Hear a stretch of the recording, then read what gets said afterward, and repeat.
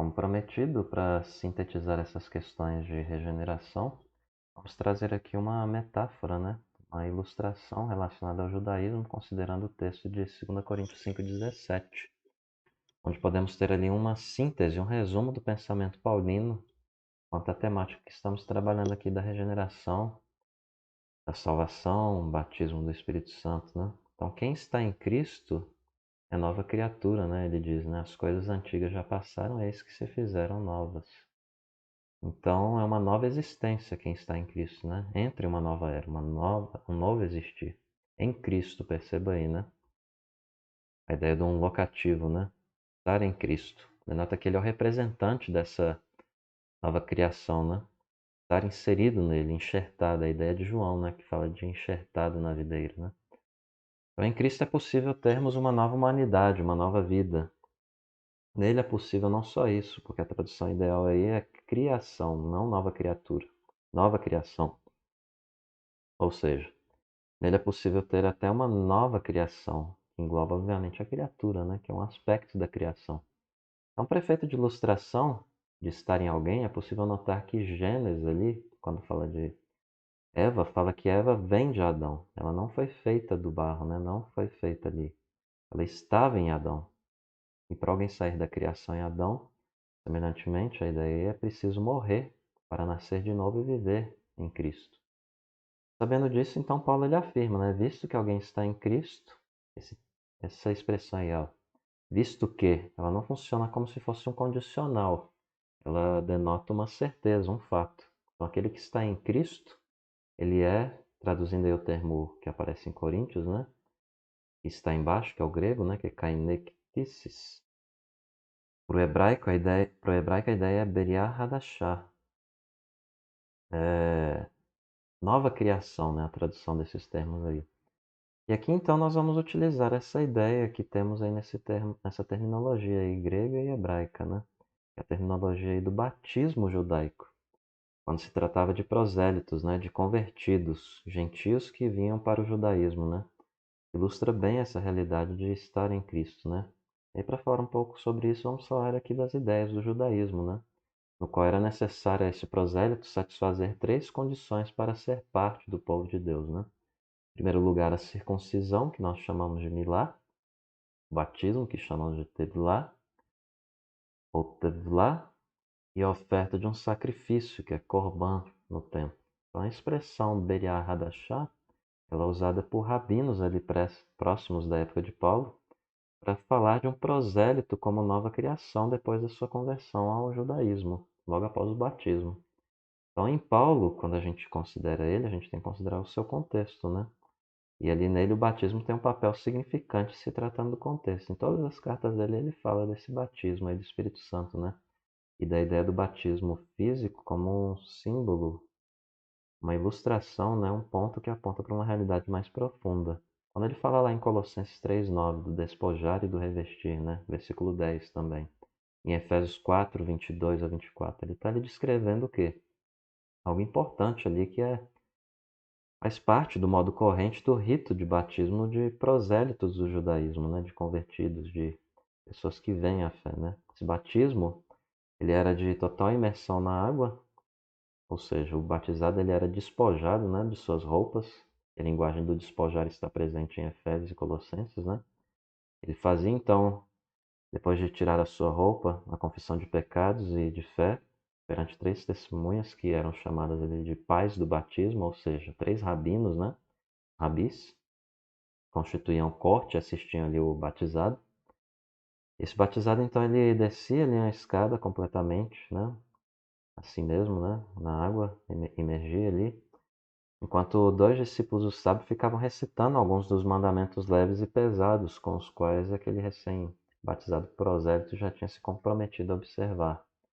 E depois ali do batismo, ele veste novas vestes.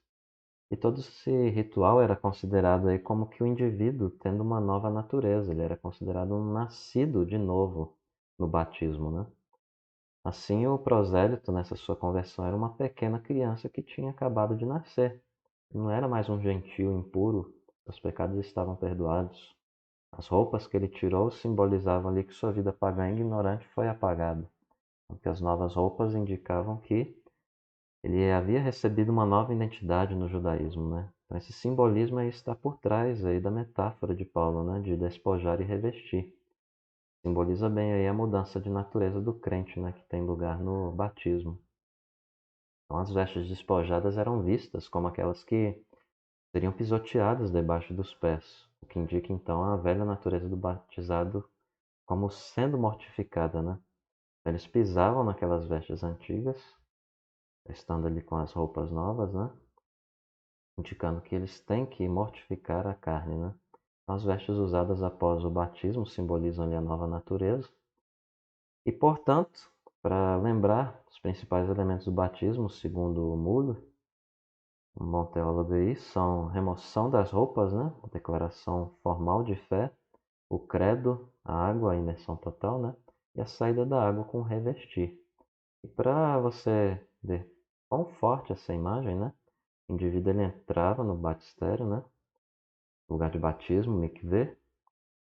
Ele descia uma escada representando a morte, né? Uma caminhada para baixo. E depois ele imergia, né, na água que estava ali e ao final subia os últimos degraus, o que representa a vida, né? Outro lado, né? Uma caminhada ascendente. Enquanto que nesse processo aí a lei era recitada, né? Enquanto todo o processo acontecia aí. Então, mikveh é um termo hebraico que significa aí literalmente qualquer ajuntamento de águas.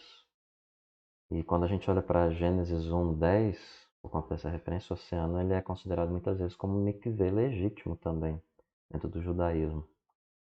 E é usado especificamente aí na lei judaica para águas ou banho de imersão ritual, e a construção do mikveh era tão importante nos tempos antigos que se dizia ter precedência sobre a construção de uma sinagoga. Então, a imersão era tão importante aí que ocorria até mesmo antes do sumo sacerdote conduzir o serviço no dia da expiação, né, no dia do perdão. E antes dos sacerdotes regulares ali participarem no serviço do templo, antes também de uma pessoa entrar no complexo do templo e antes de um escriba escrever o nome de Deus, por exemplo, né? A gente observa essas ideias aí em tratados aí rabínicos, né? No Talmud, literatura rabínica, por exemplo, em Yevamot, a gente tem ali na porção 22a, 48b e 97b, a imersão se referindo ao novo nascimento, ou seja, o ser um novo homem. Então o velho é enterrado nas águas do batismo, né? Semelhante ao que acontece na cruz, Cristo, né, em sua morte, matou e derrotou o homem velho, né, o pecado. Prosseguindo então, aquele indivíduo ali que entrava e saía, né, ele passava a ser bar mitzvah, ou seja, filho da lei, né? Suas antigas vestes eram então trocadas, novas vestes eram dadas a ele. Ele era chamado então de nova criação. Não era mais aquela pessoa antiga, de tal maneira que aqueles rabinos ali eles falavam que ele poderia até mesmo casar com a sua própria mãe, naquela outra, aquela que era sua mãe, né? Por ele ser uma nova criação, né? Então, a semelhança dessa nova criatura, o prosélito, ele não tinha mais passado. Sua existência de antes não contava mais, ele podia casar até mesmo com as suas parentas, né? Porque os laços de parentesco de antes eram considerados abolidos. O indivíduo ele passa a ser nova criação, passa a ter como Adão, né, no dia da criação ali, status similar, né, livre, no caso aqui aplicando o nosso entendimento livre aos pecados dos pecados anteriores e ter uma nova existência aberta para ele, passa a enxergar coisas que não via. Então, por isso que em Cristo vemos, temos os olhos abertos para coisas e quando nós falamos para uma pessoa que não tem Cristo que ela não é feliz e que ela tem que vir para a felicidade, ela acha que ela é feliz porque ela está cega. Ela só vê que ela é feliz depois que ela vem para Cristo. Então, é essa comunhão com Deus que te dá essa visão. E as suas faltas do passado então são enterradas. Deus não age com você com base mais nelas, mas sim com base no sangue de Cristo. E aí temos o recomeço, né? Coisas antigas ficaram para trás. A doutrina judaica de Beriah Hadashah traz dois aspectos centrais aí, a saber, o esquecimento do passado e a reconciliação com Deus. Não entenda esse esquecimento aqui como se Deus esquecesse, porque Deus não esquece. Esquecer é uma maneira de Deus falar para entendermos, como uma mulher que cuida de um bebê fica balbuciando, né? Diz Calvino para a criança entender. Um gugu dadá para a gente entender melhor, porque as palavras de Deus são tão grandiosas que precisa, às vezes, até gaguejar, diz ele, né? Com perdão da palavra, para nós entendermos o seu saber, né? Então, aqui, esquecimento significa eu não mais vou agir com você com base no seu pecado passado. Então, a outra ideia aí, além do esquecimento do passado, é o da reconciliação com Deus. Então, a nova criação recomeça, uma existência nova em comunhão com Deus. E assim, paz e misericórdia há sobre essas pessoas que têm o sacrifício de Cristo aplicado ao seu coração. Mas para isso elas precisam morrer. O velho homem precisa morrer para que o novo homem possa nascer. E é tendo essas questões em vista que também temos ali o contexto desse batismo aí em jogo, né? Judaico, lá em João 3, 3 a 6, quando Jesus está conversando com Nicodemos. Jesus ele fala de nascer não da água, mas do Espírito. Por isso que Nicodemos lá ele ficou confuso, né? Pensando, eu já sou nascido da água. E Jesus, na verdade, está falando nascido do Espírito. Ou seja, de nada adianta ser batizado se você não for batizado no coração, né? Então não é a roupa nova aí dada ao indivíduo batizado, mas sim a roupa de Cristo que importa, né? Não se trata de ser batizado por um pastor, porque ele não batiza ninguém, né? O batismo é apenas um sinal externo de um sinal interno, e quem é que batiza é o próprio Espírito Santo, né? Agora, para lembrar dessas questões aí das exigências para fazer parte do povo de Deus à luz de Cristo, né? Devemos lembrar aí que a circuncisão, né? Fazendo para o pensamento cristão, né? Fazendo a ponte da ilustração judaica e aplicando para o cristianismo, o contexto, né? A circuncisão que o indivíduo deve fazer não é física, porque Cristo se fez circuncisão pelos seus, né? Colossenses 2,11 fala disso. Além disso, Jesus se batizou pelo seu povo, né? Um batismo de morte, Colossenses 2,12. Sendo que o sacrifício foi feito também aí, né? Também era necessário um sacrifício lá, né? Aqueles indivíduos, era a circuncisão, o batismo e o sacrifício. E Cristo se faz o sacrifício, né? E Hebreus fala disso, e todo o Novo Testamento, né? Ele se faz sacrifício para os que são dele, a fim de então que seu povo venha a ter e conhecer a nova criação, né?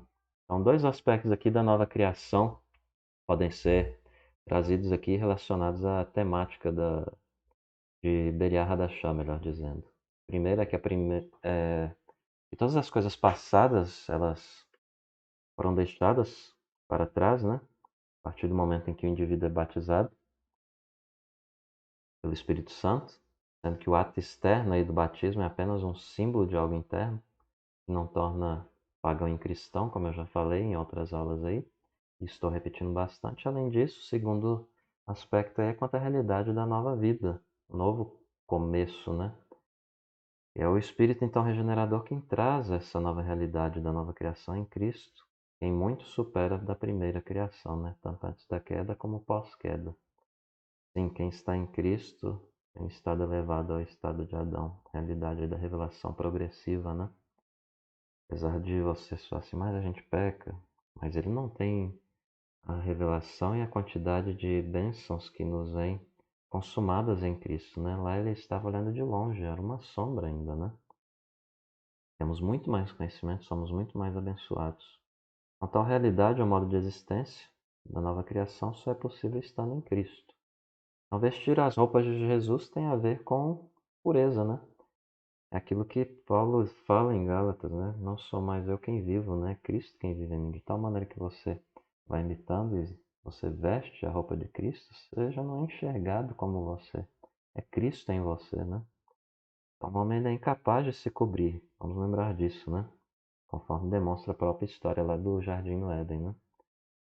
Eles foram incapazes de se cobrirem adequadamente com folhas lá de figueira que representam jeitos indevidos da parte do homem, né? Artifícios, e as pessoas até hoje recorrem aí como meio de salvação às suas folhas de figueira, né? E em Gênesis 3:21 é possível ver Deus perdoando Adão, o qual é revestido de Cristo. Em Apocalipse 13:8 a gente observa essa realidade, né? Então, os homens só podem ser perdoados em Cristo e por meio de Cristo, né? Então, com Adão não foi diferente. E aqui eu trago as palavras de Isaías para finalizar, que são bem sintéticas aqui do assunto, né? Traz essa temática aí da nova realidade de estar em Cristo bem evidente, né? Patente, flagrante aos nossos olhos. Regozijar-me-ei muito no Senhor, a minha alma se alegra no meu Deus, porque me cobriu de vestes de salvação e me envolveu com manto de justiça, né? E a nova roupa, né? Vestes de justiça é o que temos em Cristo. Como noivo que se adorna de turbante, como noiva que se enfeita com as suas joias. Isso aqui refere-se e reflete o texto de Efésios 5, né? 21 em diante, quando fala do relacionamento entre o marido e a esposa, sendo o marido Cristo e a esposa a igreja, né? Do qual o casamento é apenas uma sombra também dessa gigante e majestosa realidade. Eu espero que você tenha percebido a profundidade dos pensamentos que não estão patentes aos nossos olhos, né, quando lemos a Bíblia e esses assuntos. E perceba que há toda essa história, toda essa questão terminológica aí por trás. Então, a graça de Cristo seja com você e até as próximas aulas.